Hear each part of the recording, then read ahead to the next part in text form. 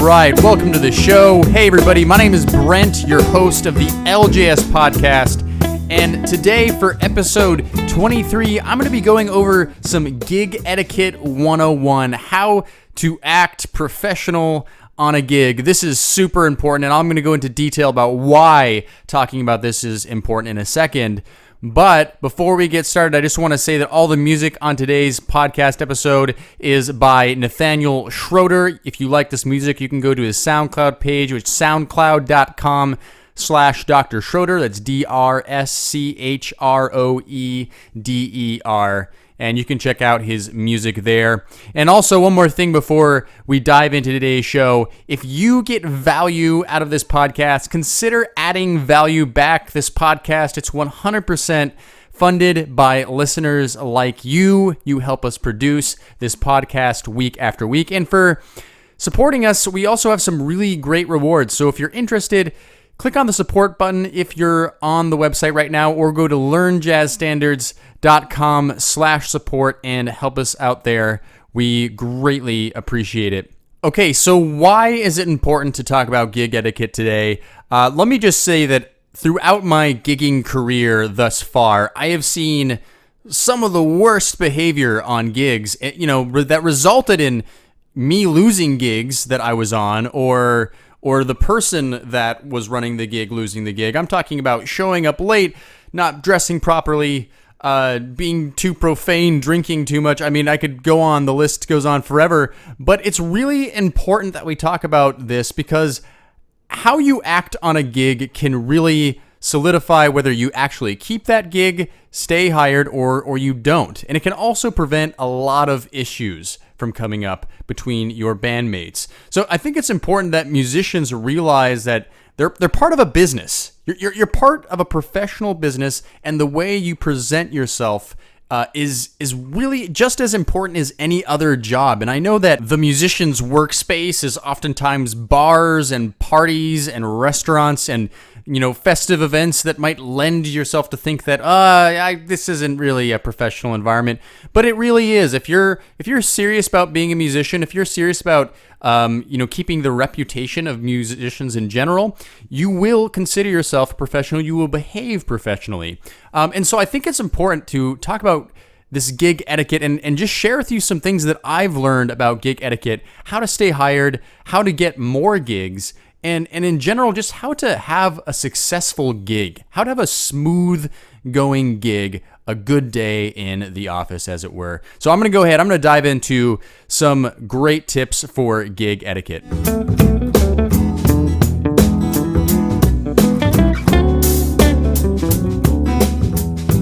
So when I think about gig etiquette, some of the first things that I'm thinking about are things that happen before the gig even starts, sometimes even long before the gig even starts. You don't want to walk into a gig not knowing what is expected of you. So this first big tip I want to give you is to define the job. Define the job. Make sure you understand the job that is in front of you, this gig that you are going to play. So one of the first things that has to do with that is very simple. It's just the basic agreement of the price for your services. Now, that might seem obvious, but to be honest with you, I've had some guys call me before for gigs and say, hey, can you make this date and play this gig? It's 3 hours. I'm like, yeah, sure. How much does it pay? Well, yeah, I'll have to check on you. I know it pays. So, and it's like, well, how can I accept a gig? I don't even know what the pay is. And I've literally, especially in the earlier days of my career, I literally did play gigs and I didn't actually know how much I was getting paid. Usually they were last minute things and I just rushed to the gig. And then to find out that the band leader didn't even really know. And so then there was just kind of some confusion, or there was confusion about, how much money each individual was getting versus how much money the whole band was getting. So, having these details straightened out very clearly is super important. Make sure that whoever is hiring you, whether it's a restaurant owner or a club owner or whatever it may be, that you work out very specifically what the price is for your services, how much you'll be getting paid for your services at the end of the gig. when you will be getting paid. That's also very important. I've had some situations come up where I was expecting to get paid immediately after the gig, and it turns out that that wasn't their idea. And so then that creates a level of complication. So you want to make sure you have these details ironed out. If it's a large sum of money, you might want to consider having a contract signed up. Most often for small dollar gigs, which I would say $50 to $100, maybe a couple $100. I don't always have contracts signed. It just depends on the situation. But if it's a high dollar gig, I've played conferences before.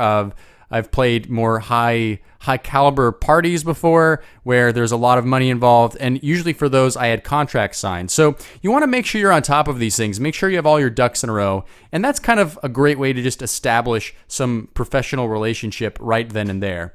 Now, another thing that you want to understand is what kind of an event is it? In other words, what kind of dress code should I have for that event? So, is this casual? Should I just show up in a jeans and t-shirt? Or is this something that I should be dressing up fairly nicely for? Now, I would say the default is you should always, dress appropriately. Don't dress up in ratty clothes. But it's important to know that, what is expected of you? Is it formal attire? Is it business casual? Is it casual? What is expected of you from the person that is hiring you? And I remember one time I had a gig, and it was at it was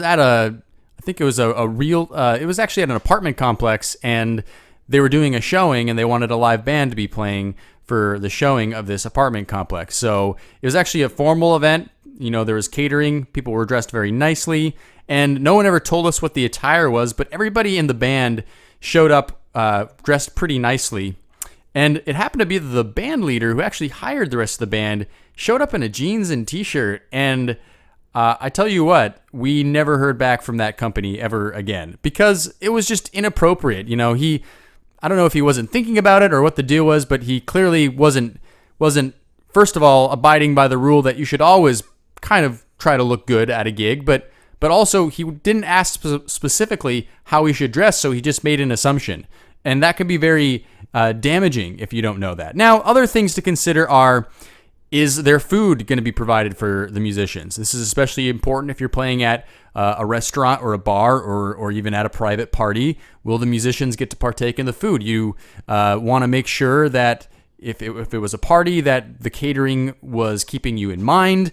You don't want your musicians to end up ordering food and then find out that they actually have to pay for that food. And if you want there to be food included into the price of your services, you have to make sure to negotiate that. You don't just assume anything. I also know that it can be awkward sometimes. A lot of musicians assume if they're at a bar or a restaurant or a club that they're going to get at least 2 free drinks. That just seems to be kind of a standard thing, or at least 1 free drink. And so they order drinks at the bar, and then they try to take off after the gig, and the bartender comes, running after them saying, hey, you're trying to bail on your tab, and then it's really awkward because, there wasn't actually drinks involved into the deal. So you want to ask those questions too. How much am I getting paid? What should I wear? Is there food and drinks involved? Iron out those small details. Those are incredibly important to having a successful relationship with you and the employer.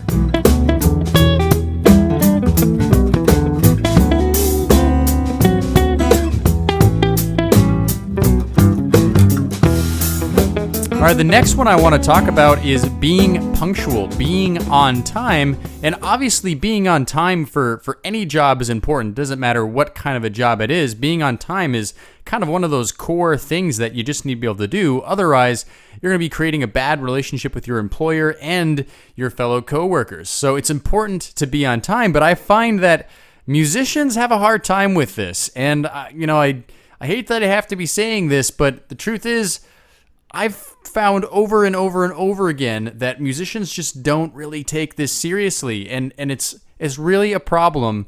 And I've had many musicians show up late for gigs that I was the band leader of, and regardless of how good of a musician they were, it honestly deterred me from ever hiring them again. I mean, and sometimes I gave them some second or third chances, but sometimes I just never gave them a chance ever again, just because, being a great player, it's part of it, but the other part of it is just being professional. I mean, if I can't trust you, then it's going to be a problem. I've also had musicians that I've hired show up right at the nick of time, like right before the downbeat, rush in just enough time to get their instrument set up and ready, and then boom, start playing. And that's also not acceptable. It creates stress for the employer. They are starting to wonder and ask, hey, where's that guy? I thought he's going to be here. And they start getting stressed out. So now they're associating your services with stress. Oh, okay. The people that he has hired are not on top of it. And of course, if you're the person being late, well, you're making the band leader look bad, and you're stressing out the employer.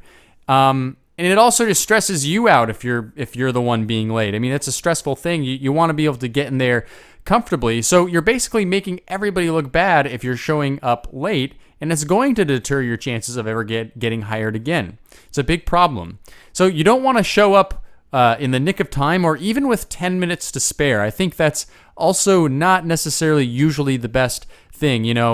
I really think that the appropriate amount of time to show up before downbeat, before the gig starts, is somewhere in the 30 to 25 minute range. I would say that's a very comfortable time to be early, to be arriving at the venue that you're going to be playing at. This gives you plenty of time to set up. It gives the band plenty of time to communicate about anything they need to communicate with. It makes the venue owner or the employer, whoever hired you, feel comfortable. It makes the band leader feel comfortable. And you're basically starting the gig, you're starting the job off on the right foot. So be punctual, and like I just basically suggested, don't just be punctual as in show up right on the dot. Show up with lots of time to spare so that everybody's feeling comfortable. And it's really an important thing to consider. Okay, another thing I want to mention that is abused quite a bit by musicians, I've noticed throughout my career thus far of playing live performances, is breaks. Musicians tend to abuse break times quite a bit. A lot of times I've played with musicians that they're just a little too relaxed about it, I guess was the best way to describe it. They'll allow a break to go on for much longer than it should. And I'll look over at the person who's been hiring us, and they're looking at their watch. What time are they going to get back on? I thought we were paying these guys to play from X and X in time. And that's just really important to not overdo your break. And I would say, kind of the pretty typical break would be 15 minutes. That's kind of usually the appropriate, acceptable time to take a break. Sometimes the employer will request 10 minutes, and that's kind of pushing it a little bit, I think, for the amount of a musician should have to take a break. But 15 minutes is kind of the standard. And that's also another thing to work ahead of time before the gig actually starts with the employer. I always do that. I always say, all right, we're going to be playing from this time to this time to this time, and we're taking this long of breaks in between, just so that there's clarity. There's no question, why are they not getting back on yet? Well, they had a 15-minute break. So I always establish that ahead of time, and I really try to stay pretty close to that amount of time. And, musicians tend to be pretty relaxed, chilled out people, and, they don't want to necessarily worry about this, or, they didn't. But, sometimes it's important to really take it seriously, to really be punctual in your break times, not taking advantage of those breaks. So, for example, for a 3-hour gig, I would think about it as doing an hour set, then taking a 15-minute break, then doing a 45-minute set, then taking a 15-minute break, and then finishing off with one last 45-minute set. And just establishing that ahead of time, again, is really important to creating a comfortable, good relationship with the employer. So don't abuse your breaks. Try to stay in that 15-minute time. Don't abuse them. It's going to cause trouble for everybody.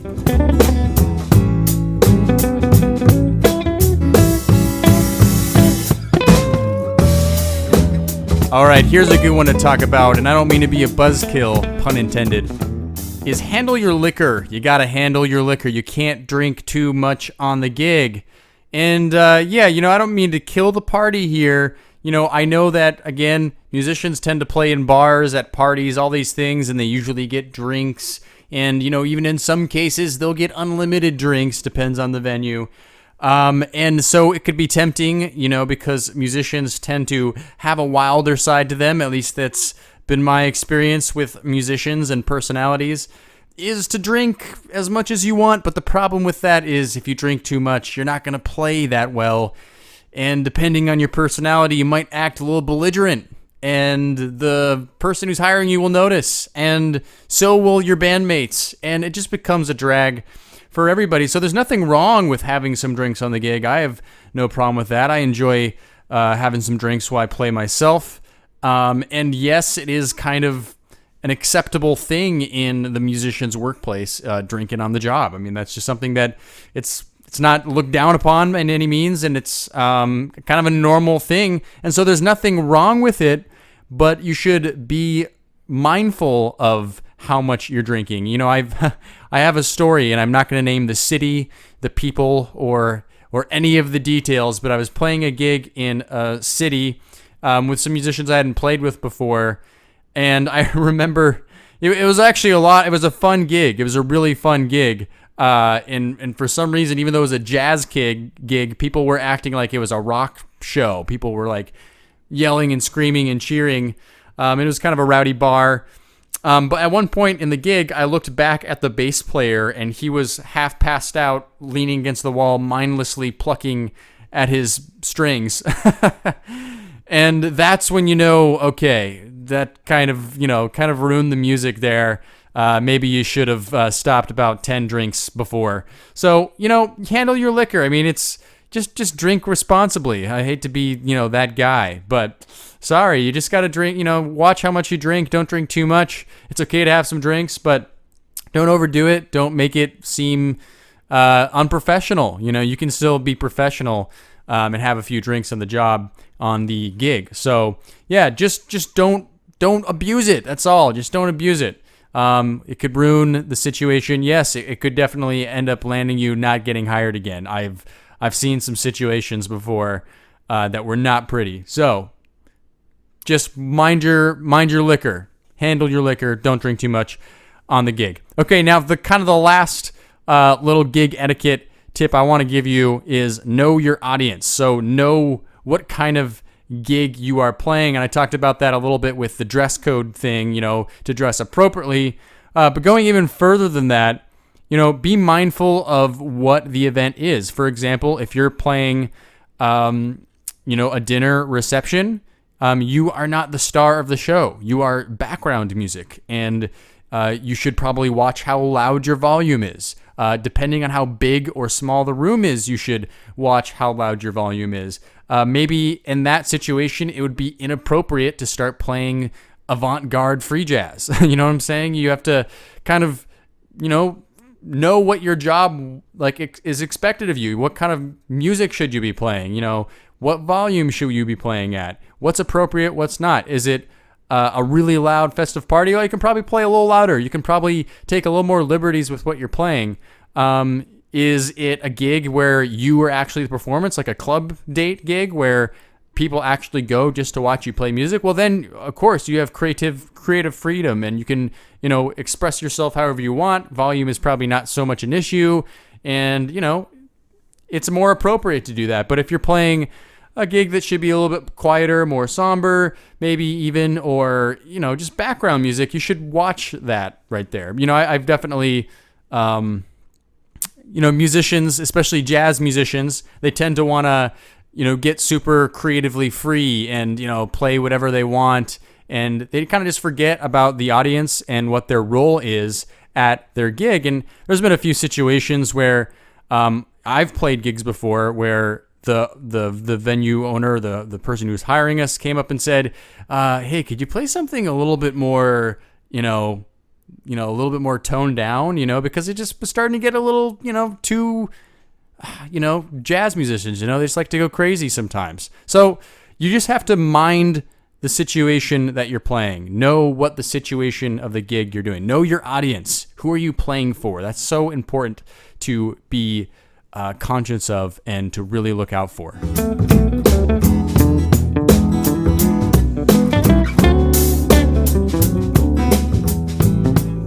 All right, that's all for today's show. I want to thank you for listening. Thanks for tuning in. And if you have any other gig etiquette tips that you think I've missed, we'd love to hear from you. This is a community. So if you're on the website, go ahead to the comment section, leave us a comment, and we'd love to hear from you, your gig etiquette tips. And remember, if you got any value from today's podcast episode, consider adding value back. You can click the support button if you're on the website, or you can go to learnjazzstandards.com/support to leave us a one-time monthly or annual donation to help support the continuation of this podcast.